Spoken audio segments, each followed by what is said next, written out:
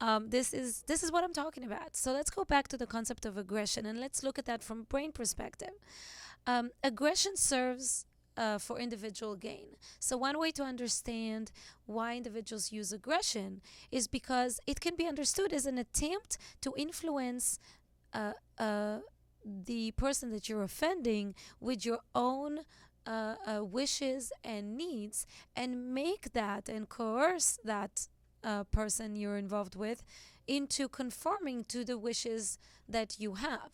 So it's a way to force somebody else via verbal aggression or physical aggression or mental aggression towards agreeing with you, following your lead, and making you the center of the decision making you the influencer, and not letting the other person be an influencing factor in that relationship. What it ultimately does, it distances the individuals one from the other and from the dynamic of relationship with another person, as of to being even contributors, into one person that is a contributor. Ta-da! Again, one contributor, and then one person that is not a contributor in the relationship and doesn't have an effect and has to be told what to do, coerced sometimes into doing something that they may or may not agree with. Um, a continuing exposure of a person, obviously in a situation of aggression, causes humility, feeling offended, insecure, unsafe, and vulnerable.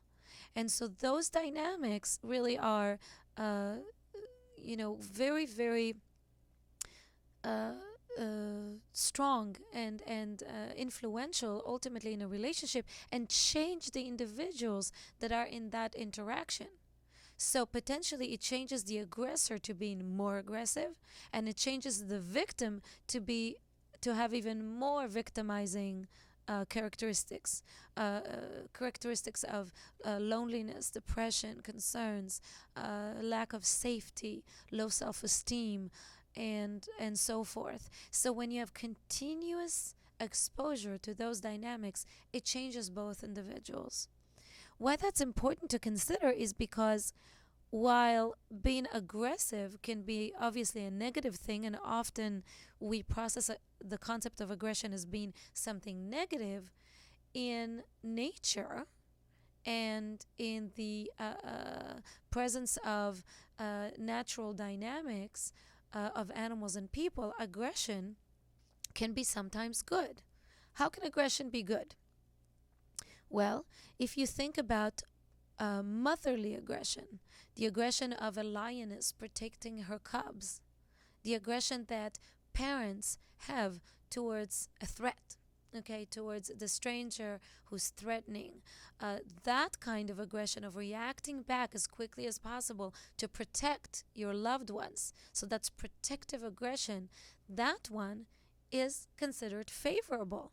Why? Because if somebody breaks into your house and threatens your family, and you're standing and doing nothing, likelihood is you're going to get killed. Likelihood your family is going to get killed.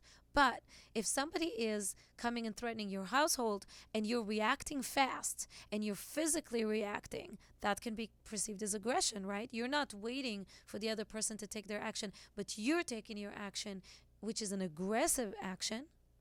But that one, eliminating a factor that is dangerous, that's a favorable reaction. So when we think about aggression, we have to also think about the fact that some level of aggression, brain wise and behaviorally, some level of aggression is good in certain settings, is needed for survival.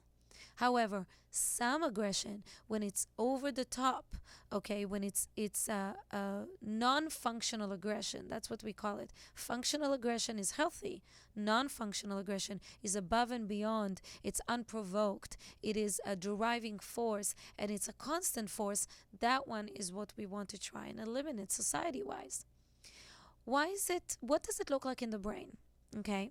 What is the main factor in the brain, or a brain chemical or a neurotransmitter in the brain, that is the most related to aggression?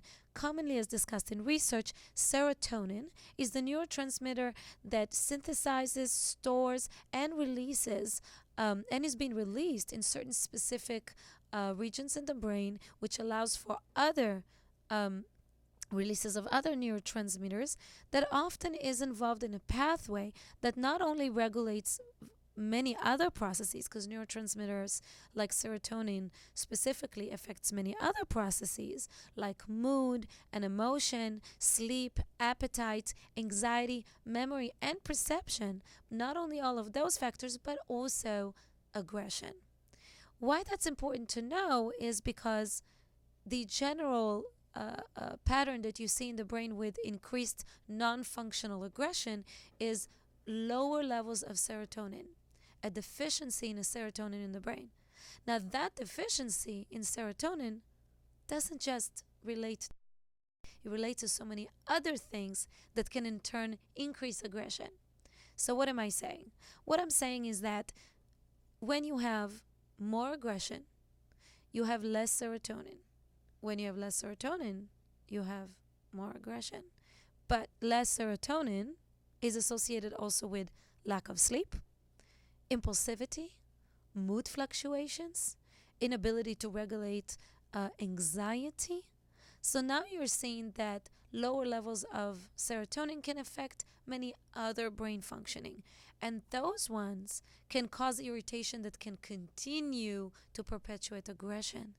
This is why when individuals have high levels of aggression, like antisocials, antisocial personality disorder, individuals who are engaged in criminal activity that react physically to situation with lack of regard for human rules, for societal rules, those and lack of regard to emotions of other individuals, those have higher levels of non-functional aggression, and those are associated with a chronic deficiency in serotonin.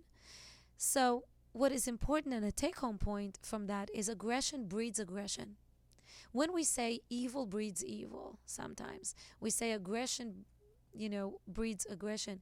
It's not only just in the level that if you're aggressive to others, they tend to be aggressive. So we know that. It's if somebody is being bullied for a while in school, like a kid, they have a tendency to get aggressive to other children, and sometimes they come home and they get aggressive with their siblings. So it's a light bulb for parents, by the way, if sometimes in some cases if their kid comes home and bullies younger siblings, you want to take a look and see what was going on in school. Many times you'll find out that your own kid has been bullied by somebody else, and that aggression that they were receiving in school, they transferred that aggression in the household. So that's when we talk about aggression breeds aggression, but it's not just behaviorally. What we seem to know now is that aggression breeds itself in the brain. So when you have a person engaged with a lot of aggression, that in turn increases the deficiency of serotonin. And the increase in deficiency in serotonin increases the likelihood of having more aggression. So aggression does give birth to more aggression. We're going to go ahead and take a break into a song. With that, keep in mind, how does that translate into what we're seeing society-wise now with teenagers and some of the behaviors that we see that are very concerning when it comes to aggression?